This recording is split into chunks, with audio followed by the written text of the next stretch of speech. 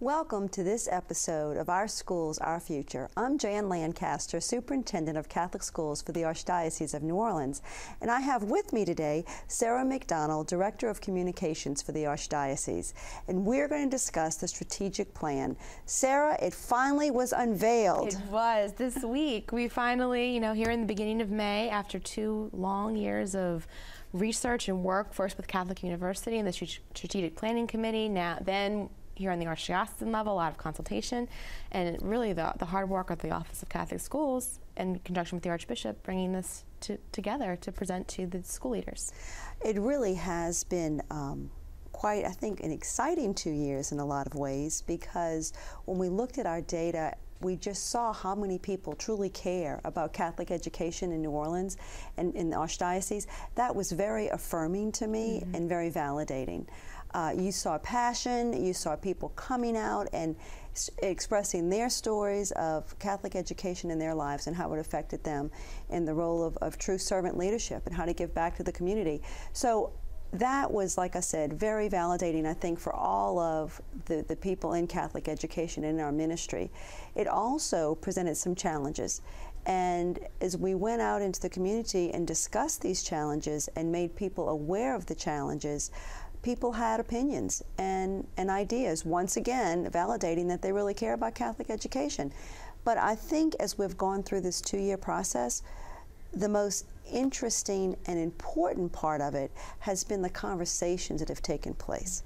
And through those conversations, people realize that we really are one Archdiocese. And when one of us hurts, all of us hurt. Yeah. And when one of our schools is successful, then all of our schools are successful. I think that's a very important point, and just in experiencing meetings with the principals and school leadership, you definitely are seeing that, and there's a lot of willingness among school leaders to come together, discuss the issues, and work together to find solutions, which the strategic plan is going to present a few. But one challenge I want to talk to you about in particular is a big reason why Archbishop Aymond had us embark upon the strategic plan, and that is a decline in enrollment and a decline in the number of students really in the area and how that's going to affect the schools. Can you discuss that a little bit for us? Well, when Archbishop came on board in 2009, I think as he looked at all the different ministries in the Archdiocese of New Orleans, Catholic education was a real concern, especially following Katrina. The demographics were different. We were looking at our schools, and some of our schools were really hurting because the demographics had changed. Other schools really needed to expand, once again, because of the demographics. So to help develop a culture of normalcy, whatever that would mean after Katrina, he asked Catholic University to come in and look at our Archdiocese. And during that time, we were looking at all kind of demographics. And all of that information was actually posted on our website in September. The full study, there are 2 parts of the strategic plan. I'd like to explain that first of all. We had the planning study, which is what Catholic University conducted, and that was a 2-year study of our Archdiocese, looking at the demographics, focusing on different components of the plan, which the most important is Catholic identity. But we also want to make sure we have strong academics in place, and we want to look at the viability of our schools. And later on in the show, we'll go into each component in detail and what was discussed.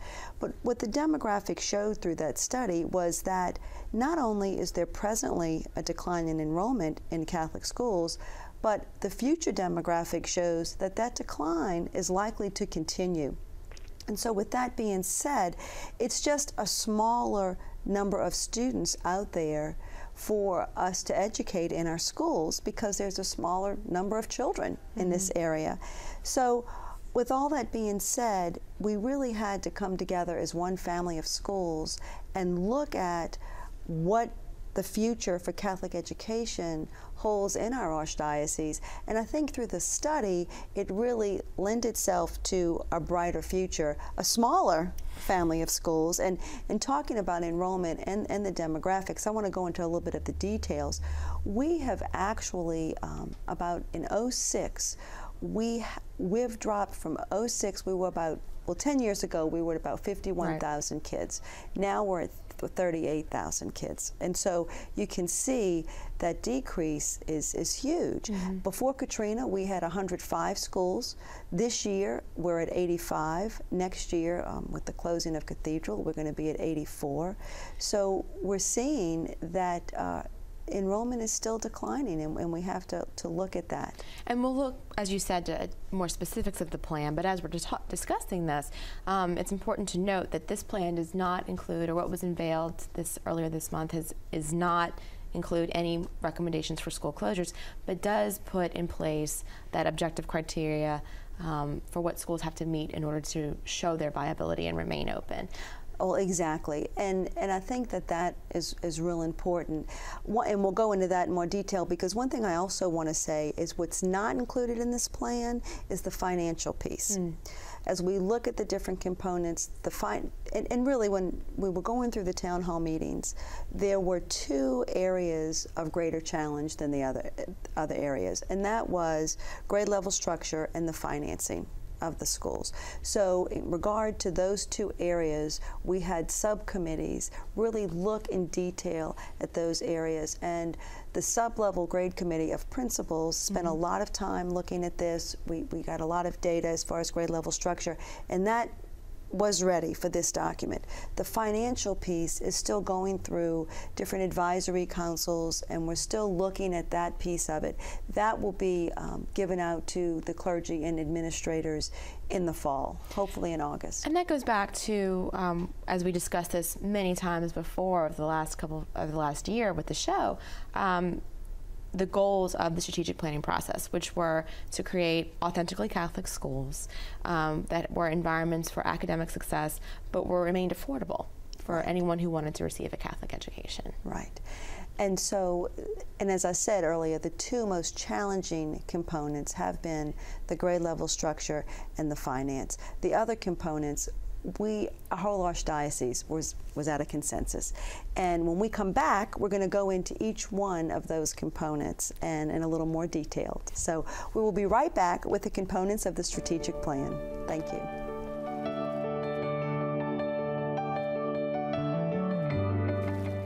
The science of learning is an imperfect one, but Louisiana Catholic schools have consistently instituted a formula for success. An astonishing 95% of Catholic school students go on to college. And last year, they brought with them over $185 million in scholarship awards. Shouldn't you invest in success and the confident leaders of tomorrow? Louisiana Catholic schools, in a class of their own.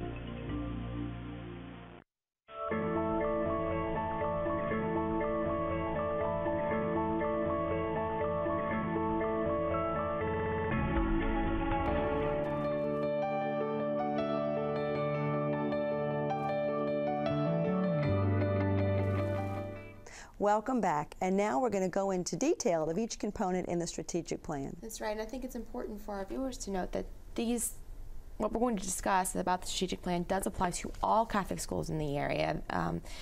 Everyone's very familiar with the breakdown of religious orders sponsored schools, archdiocesan schools. Everyone will be implementing what's detailed here in this plan. Right, and as we go through the different components, I'll note what applies to which type of school. And as we were discussing in the introduction, the most important piece, the one that actually has, if you look at it, the most information in regards to the strategic plan, which can be found on the Archdiocesan Catholic Schools website, is Catholic identity. Because without that, why do we exist? Right. I mean, Catholic identity is who we are. It's what we're all about. It's our mission, and it's the reason for our schools. So in looking at the Catholic identity component, it's very important that everything we do in our schools is authentically Catholic. From the liturgies, the sacraments, to the way we treat each other in a very sacred way, to all of our procedures, everything we do is authentically Catholic. And I think the biggest component, the biggest piece of the Catholic identity component is that our office is going to work with each school to ensure that their mission statement actually identifies them as a Catholic school, and then what's more important is how they live out their mission statement in every procedure, whether, like I said, whether it's the sacraments, which is the very essence of our faith, but then also putting what we believe into action, whether it's the carpool line, whether it's some procedure on how you handle something, and how can we better do that as a community of faith, as our Catholic ministry? How can we model to people that we truly are embedded in Christ, and that we want to be the face of Christ to people, and that we treat everyone in a very sacred way? So when you look at the Catholic identity component, it involves service. It involves looking at everything we do in our schools. It involves how to show students how to be lifelong Catholics. Mm-hmm. It also involves evangelizing to the parents to help them renew themselves in their faith, and help them to see the importance of their faith, not only for them, but for their children, and how can they instill that at home. And that's so important, as first Pope John Paul II, then Pope Benedict, and now Pope Francis are putting a strong emphasis on the new evangelization. And our schools are really one of our best entrees into working in the new evangelization, people who may be cultural or societal Catholics, to enter into that deeper relationship with Christ for themselves and their families. And another piece that I think is very important for people to be aware of in Catholic identity is we're not doing this alone. There's an NCA study of benchmarks for Catholic schools. Can you talk a little bit about that? Yes. One of the things that we'll be implementing in all of our schools is what NCEA has put out. It's a list of standards and benchmarks that we can actually share with our schools, and our schools are very much aware of it, but that we can share that with our schools to ensure that we are aligning ourselves with what NCEA is suggesting as a true, authentically Catholic community. And that's so very important. And as you said, there's so many different parts to that. And it's necessary that we come together and really serve in that way. And you know, as we've said so often, people want their kids to get a Catholic education because they want the faith instilled in their children. And so I think it really is just a wonderful opportunity, like I said, for us to help parents who are the primary educators raise their children in their faith. And you mentioned, as we were talking about Catholic identity, that how we treat one another, how we move in through the processes and protocols of our schools, all have to be guided by our Catholic faith, which is a good entree into the next section of the plan, which is governance, how the schools relate to one another and to the Office of Catholic Schools and to the Archbishop. Can you talk a little bit about that? Actually, we have 4 types of schools in the Archdiocese. Some people don't realize that. So we have Archdiocesan schools, which are directly under the Office of Catholic Schools and the Archdiocese of New Orleans. We have religious order schools who are under the directive of their religious order, but they do have the Archbishop with faith and morals, and they have to follow a religious curriculum as put out by the Office of Religious Education on behalf of the Archbishop. Sure. And then we have sponsored schools who are under a contract with the Archdiocese, and then of course we have our parish schools. Sure. And one of the things that I think is so wonderful about our Archdiocese is that all 4 types of schools are such a gift, because they each have a mission and a charism that brings so much to our family of schools. And so with the 4 types of schools, while we do have different governance, we all come together as one family to serve the young church in the Archdiocese.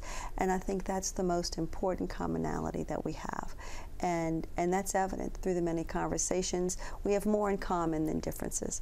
So, but I wanted to clear that up, and we wanted to put, in the plan actually, Appendix A list all the schools and what type of school it is in the Archdiocese, so we can have some clarity to that. And I think an important point when you were presenting to the school leaders this week was that we have, right now, we are blessed with an incredible Archbishop with a strong commitment to Catholic education, strong staff at the Office of Catholic Schools, and also really strong leaders in our schools. A lot of what's being put into place with the governance makes sure that even when people were to move on, these processes that we're developing right now, these relationships that we're developing right now, can stay in place. That it's not going to be a cult of personality or anything like that. It's actual policy of the Office of Catholic Schools. Well, you're exactly right. And actual policy of the Archdiocese of New Orleans, and we're speaking on behalf of the Archbishop. And but I mean, I think this clarity is very important, and I'm glad we were able to do this.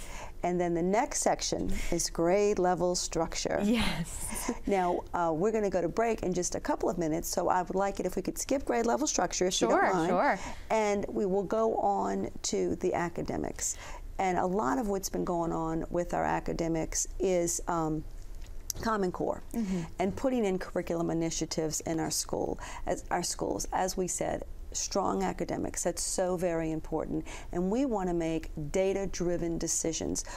As a matter of fact, in our office, I've actually this year, we've hired 2 curriculum specialists, in Dr. Houston and Dr. Maloney, and they've been going out into our schools, working with our schools, all of our schools, and really helping the leadership in place in our schools to look at their data, make data-driven decisions. What does that look like? Working with the faculty, showing the faculty exactly what that means and how to make their curriculum fluid enough to make changes based on what the data shows. And I think that that is so very important. So that is something that we have really embraced.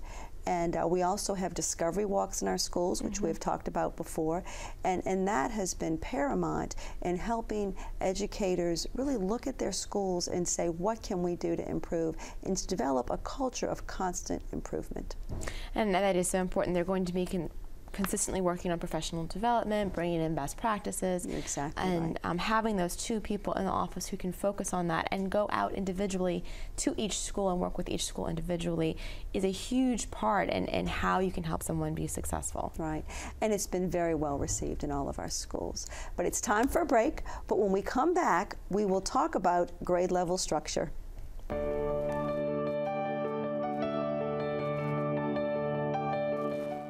Because play might be the best way to fight obesity. Because staying connected makes my family stronger. Because a safe place after school can lead to success in school. Because physical activity is vital to my health and well-being. Because I need to make my world better. Because playing team sports teaches character and social skills. Because we need each other. Because we need each other. Because we need each other.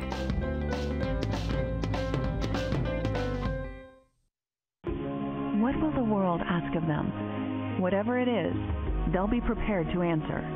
Because in a safe and disciplined environment, Louisiana Catholic schools shape tomorrow's leaders. Catholic students are rising. 99% graduate. Almost all go to college. They'll earn higher wages, be community involved, more tolerant of diverse views. And the world will be better because of them. Louisiana Catholic schools, in a class of their own.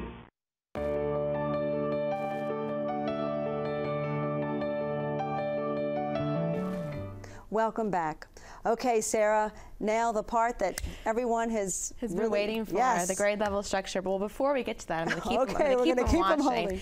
holding. I want to touch on one piece of the academics section that is also very important to people, and it came up a lot in our town hall meetings, and that's the issue of how our schools can assist students with special needs. And there's a section specifically addressing that, how we can expand those services, really. Well, one thing that was, once again, very refreshing as we had many conversations with principals is that principals are willing to look at how we can expand our role in helping children with learning differences. And so that is something that we are discussing, and you will see some changes in that regard to really helping children with learning differences in our schools. And it is outlined in the plan. The Archbishop is very committed to that, as am I and our office. But you know, the principals are very committed to that as well. And what we have to do as an Office of Catholic Schools, which is our whole mission, is to serve. And we have to show them ways where that can work in their schools. And our office is committed to that. Under the direction of Jane Baker, who oversees special needs in our schools, we'll be working very closely with her. And our schools have already worked with her since she came on board last year. So we've made great progress, and we'll continue to work towards that. And another aspect of almost not special needs, but students, as we're getting to grade level structure, a question that always comes up is the admissions, high school admissions process. We're now working with Jack Truxillo on unifying that as well. Can you talk a little bit about that? Well, you know, one of the things that has come out of what we have the Superintendent's Advisory Council, and one of the many conversations we've had has been about admissions, because our principals really feel that we can put procedures in place to not make the admissions such a difficult time for a young person. I mean, it's just so hard. They don't need that. 12 years old. And so this year, I'm pleased to say, we made some minor changes, but as years go on, each year the elementary and high school principals are sitting down, looking at what we can do to make the admissions process just a little more pastoral. Pastoral. That's exactly right. And so we're working towards that. I think that the key there is that elementary principals and high school principals are working together. I think it's very important, and it'll be also very important as we work towards a new grade level structure, unified grade level structure, and the Catholic schools of the Archdiocese. Can you tell us what that's going to be? Well, one of the challenges in our schools is when kids move around at different grade levels. For example, if you are a school that has a pre-K and you have expanded your pre-K program only to have another school expand their pre-K program next door, and you've built this huge facility, and then suddenly kids are being taken away when you're not expecting that, or are leaving to go to different places. With less kids, it makes it more and more difficult. And it makes the competition such that it really isn't appropriate in a Catholic school family, in a family of Catholic schools. And that's something the principals have repeatedly mentioned, that the competition is just not authentically Catholic. So in looking at all of this, one of the things that Catholic University found with the demographics was that we really needed a consistent grade level structure. We needed to be uniformed in that. And their recommendation was that the elementary schools stop in 7th grade and the high schools begin in 8th grade, and that we make that a uniform process. So what we did when the Archbishop got that document, and we put it on the website in September, we then decided to make it a working document where people would have input. It was not finished yet. The Archbishop said we have to have our own handprint. And so we spent a year talking to parents, talking to administrators, talking to clergy, talking to anyone that really wanted to give their input about grade level structure. And in fact, it really paid off, because what it showed us is that people wanted a certain grade level structure. And that was validated by making the document a working document. So in looking at all of the data that was collected, we have decided to go along with the Catholic University recommendation. Our elementary schools will be pre-K through 7th, and our high schools will be 8th through 12th. And I think that will raise a lot of questions, a lot of challenges, there's a lot of opportunities for our schools, but there are a lot of conversations that have already been going on. There are some schools that may be looking to now add their pre-K as they lose their 8th grade, or pre-K 3, and so we're going to be looking at that grade level structure uniformity. It's also going to make sure that every child in the Catholic school has the same transition. And I think that's so important psychologically for a young person. And the other thing too that I do want to mention is, when you look at the plan, and you're hearing us talk today, we do have Appendix B, which outlines some possible extremely limited exceptions to the grade level structure. And what's involved as a criteria for Appendix B is, first of all, to look at the data. Look at your data and show the Office of Catholic Schools why you would better serve the family of Catholic schools if you stayed in the grade level structure you were currently in. And then also, how would that deviation affect other schools in the area, and have you had conversations with those other schools? Preliminary guidelines for grade level exception is going to be due on the end of November of 2013. And then once we look at that and we have conversations with those schools, then we'll want those plans solidified by the end of April of 14. And then for the school year, the next school year, which would be 14-15, people would take that time to look at their plans, get everything in place, and then we would expect people to be within the grade level structure or have an exception to the grade level structure by the 15-16 school year. And of course, for some schools that may have larger challenges, they are expected to begin implementing their change to conformity with the grade level structure. Right, and showing their plan for doing so. So this is going to be interesting. We're working very closely with a lot of schools, and of course, before this plan was put out there, we had talked to schools that maybe were not in compliance at this time to see if it was feasible and what they could possibly do. And so, because you know, we don't want surprises. I don't like surprises, and I didn't want any school to feel blindsided by this. We presently have 32 schools that have 8th grades. So, I'm sorry, 32 elementary schools that have 8th grades. So they're looking at that and how that's going to affect them. We also, and I just want to say this for all of the teachers who might be teaching 8th grade in elementary school, we are working on a plan where we can help them find another place where they can teach their specialty and they can continue in Catholic education. So it's going to be a process. It's going to be 3 years. It's nothing that's going to happen tomorrow, and it's going to be well thought out and well planned. And you know, as I've said so many times, the best part about being superintendent is going to the schools and seeing the wonderful, dedicated, and committed Catholic leadership that we have in our schools, and how they are so willing to work together for the betterment of Catholic education. And that's what I think we have to remember, Sarah. We're a family of Catholic schools. And I think the Catholic is what's so very important. I agree. You know, and in service to students and their families, with the students always being our first priority. Exactly, exactly.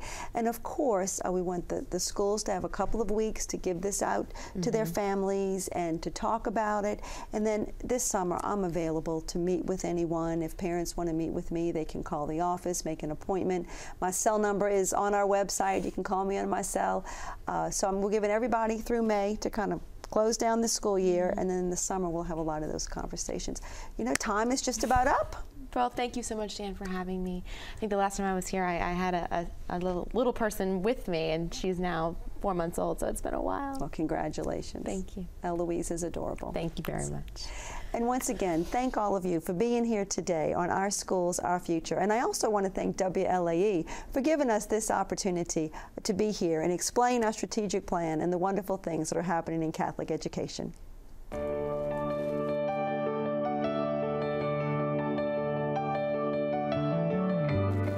In the bar.